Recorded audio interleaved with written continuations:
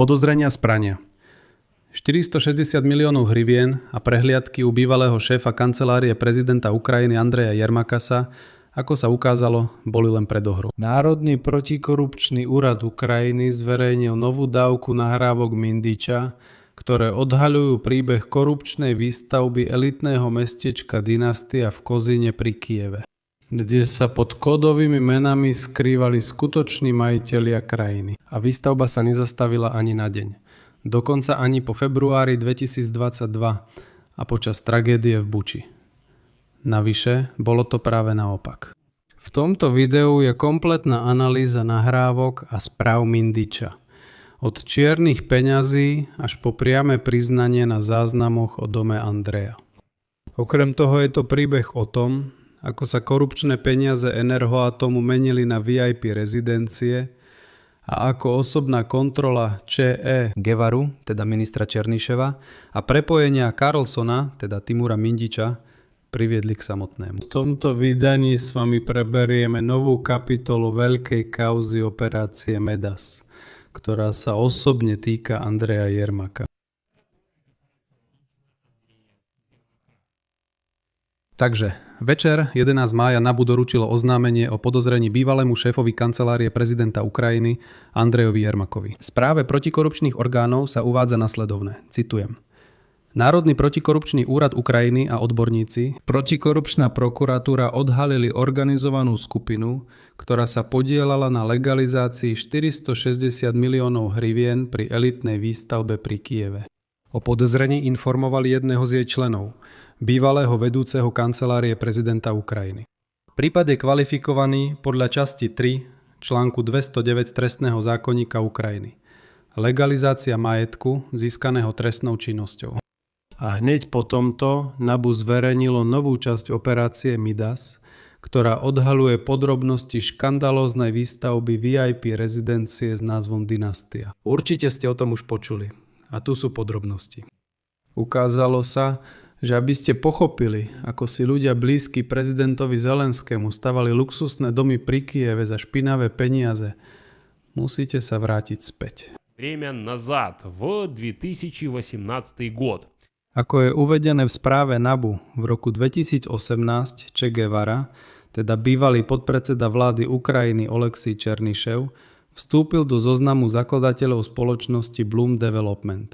V lete 2019 práve táto spoločnosť získava od Kazinskej obecnej rady v Kievskej oblasti viac ako 4 hektáre pôdy, ktorá sa stala základom pre budúcu výstavbu týchto VIP rezidencií. V novembri toho istého roku je Che Guevara vymenovaný za vedúceho Kievskej oblastnej štátnej administratívy.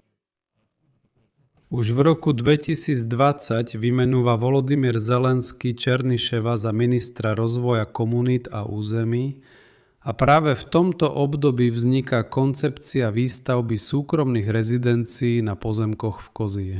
Celková hodnota len samotného pozemku pod budúcou rezidenciou je viac ako $6 miliónov. Už v júni 2020 je do projektu Dynastia zapojený Carlson, teda Timur Mindič. Dobrý deň, Timur. Volám sa Igor, Alexej mi dal váš kontakt na ďalšiu spoluprácu hľadom projektovania domu v Kozine. Máme s vami zajtra stretnutie o 10:00. Mohli by ste mi dať adresu alebo geolokáciu miesta nášho stretnutia? Ďakujem. Dobrý deň, stretli ste sa s Timurom? V stredu nemám čas, pretože v noci odchádzam. Ako dopadlo stretnutie? Všetko v poriadku? Dnes druhý účastník nemôže. Plánujeme teda od pondelka. Čo sa týka stretnutia s Timurom, pravdepodobne sa nepodarí prispôsobiť typový dom. Je príliš veľa požiadaviek na počet izieb a funkčných zón. A práve tu sa objavuje ten známy šéf kancelárie prezidenta Ukrajiny Andrej Jermak. Ako uviedli v Národnom protikorupčnom úrade, v júni 2020 vstúpil do projektu Dynastia účastník pod kódovým označením R2. Ako hovoria vyšetrovatelia NABU, R2 je práve ten Andrej Jermak. A NABU dokonca ukázali, ako by vyzerala rezidencia Andreja Jermaka, pričom je dokázané, že práve tento projekt preberal s dizajnérom, ktorý sa podieľal na výstavbe týchto rezidencií. Dynastia. A potom sa účastníci projektu dohodli, že postavia 4 súkromné rezidencie na vlastné bývanie. Aby skryli skutočných majiteľov, náklady na výstavbu označovali kódmi R4, R3, R2, Andreja Jermaka a R1. Kto je pod prvým číslom, to je otvorená otázka. Neskôr sa rozhodli postaviť aj 5. rezidenciu a nazvali ju R0. Odhadovaná cena jednej rezidencie bola približne $2 milióny. V júni 2021 sa výstavba rozbehla naplno. A ďalej v NABU vysvetlili, za čo doručili Andrejovi Jermakovi oznámenie o podozrení večer 11 dňov mája. Financovanie výstavby, ako sa ukázalo, bolo schémou legalizácie čiernej hotovosti. Schéma financovania výstavby prebiehala podľa nasledujúceho modelu. Ako ju nazvali účastníci, forma 1 je biele financovanie cez rad nastrčených firiem, ktoré údajne objednávali nejaké služby a takto platili 10% hodnoty týchto rezidencií. A forma 2 je špinavá hotovosť. Podľa údajov NABU peniaze odovzdávali robotníkom cez osobného asistenta Che Guevaru v inej kyjevskej kancelárii. Druhú časť hotovosti dostával človek z okolia Carlsona. Túto hotovosť presúvali cez rôzne schémy, tieto peniaze prali a investovali do výstavby. Dobré ráno, Igor. 120 na R3 180 000. OK.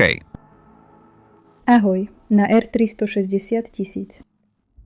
Uf. R3 250 000. Hovorila som s Timurom. Vie, že pôjdeme na túto sumu. Máme väčšie objemy a sezóna je obmedzená.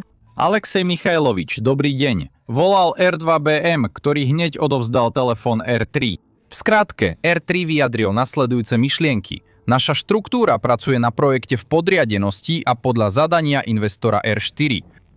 Všetky výkazy môžu byť pripravené a odovzdané iným osobám len na pokyn R4 a v takej forme, v akej ich uzná za vhodné vyžiadať. Sergej drahý, mne bolo všetko jasné už po našom stretnutí. Chcem, aby bola jasná aj naša pozícia. Ja ako človek, ktorý má priamy vzťah k R2 a má na to príslušné splnomocnenie od neho, ty to vieš od samého začiatku. Chcem nielen sledovať, na čo sú vynakladané peniaze, ktoré sa posielajú na výstavbu R2, ale aj zúčastňovať sa na schvaľovaní, vrátane tendrových postupov, cien nákupu materiálov a zariadení, ako aj vykonávať audit protokolov o vykonaných prácach. Teda ten zoznam, ktorý sme schvaľovali v projekte memoranda. Myslím si, že je to úplne normálna požiadavka objednávateľa, ktorý za všetko platí vlastnými peniazmi. A teraz nasleduje tá najtvrdšia pravda o tejto schéme. Po februári 2022, keď sa začala rozsiahla invázia Ruskej federácie na Ukrajinu, sa výstavba nezastavila. Naopak, ešte sa zrýchlila. Che Guevara, teda Černyšov, požadoval pracovať na viacero zmien. A práve tu sa naši korupčníci začali rúcať. Problém bol v tom, že kvôli rýchlosti sa stalo zrejmým, že rozsah výstavby zodpovedal oficiálnym príjmom. A preto v roku 2024 účastníci tejto schémy začali kupovať dokumenty, ktoré vraj potvrdzovali zákonnosť peňazí. Ďalej ešte jeden úryvok z vyšetrovania NABU, ale majte na pamäti, že R2 je podľa verzie vyšetrovania Andrej Jermak. Dobrý, s obľúbeným klientom sa musíme pobiť o percento z nelegálneho výberu hotovosti. Pripravil som list, prosím pozrieť a upraviť, ak bude treba. A teraz nasleduje to najzaujímavejšie. Podľa údajov NABU v júli 2025 po odovzdaní podozrenia Che Guevarovi, teda Černyšovovi, Carlson, teda Timur Mindič, sa rozhodol zmraziť stavbu do lepších čias. Pretože vycítil, že Národný protikorupčný úrad sa k ním priblížil tesne. A čo, budeme to podozrievať, áno? No, myslím, že podozrievame. Ako to? No tak, ukáž, ako to vyzerá vnútri. A to ide svojou cestou, to nie sme my. To už len tak radí. Toto je Andrej a čo vlastne robíme? Povedala, aby sme to urobili, áno. Nie, robím to, pretože máme naliehavú terasu. Ponáhľam sa pred zimou. Nerozumiete tomuto procesu? Teraz to dokončím. Prečo? Neviem, necítim to. Ale myslela som si, že to vyriešiš. Tak ako? Aby čo? Ako to vyriešiť? Treba to teraz takto? Myslím, že všetko bude v poriadku. Som si istý. Pozri, poviem ti to. Pozri, prečítam to. Oni urobili, tento dom je hotový, tento je hotový, všetko je vybavené inžinierskými sieťami, klimatizáciou, vetraním, s podlahovým kúrením. Tento prvý dom je úplne vybavený. A štvrtý tiež. U Andreja nebol hotový len tento fasád. A ty nemáš ani texty, to ani nie je ocenenie. Musíme nejako vydržať do septembra, mesiac do septembra, aby neprišli chladné dni a aby sme to všetko rýchlo stihli. Tvoj rozpočet je 400 000 dochodov, správne? Áno. 400 000 ti treba dať dochodov. Nie, ak aj so sieťami, tak je to 1 300 000 na 300 miliónov dolárov. A celá kulminácia tohto príbehu sú prehliadky a doručenie oznámenia o podozrení Andrejovi Jermakovi 11 mája večer. Prečo je to tak? Podľa údajov NABU a SAP bolo v období od roku 2021 do roku 2025 prepraných takmer 9 miliónov dolárov, teda tých istých 460 miliónov hrivien, ktoré išli na výstavbu. Výstavba týchto rezidencií Dynastia. Prostriedky pochádzali od zločineckej organizácie Carlsona, teda Timura Mindiča. Vrátanie korupčných schém v Enerhoatome, kde vtedy boli ľudia Černiševa. Po zverejnení v médiách sa účastníci pokúšali vyňať pozemok spod zaistenia, ale vyšší protikorupčný súd nariadil zaistenie na všetkých 5 objektov a práve v tejto veci boli v novembri 2025 vykonané prehliadky u Andreja Jermaka. A práve po týchto prehliadkach potom záhadne odišiel z kancelárie prezidenta a Zelenský povedal, že je to ich osobná záležitosť. Preto toto prepustenie podpísal.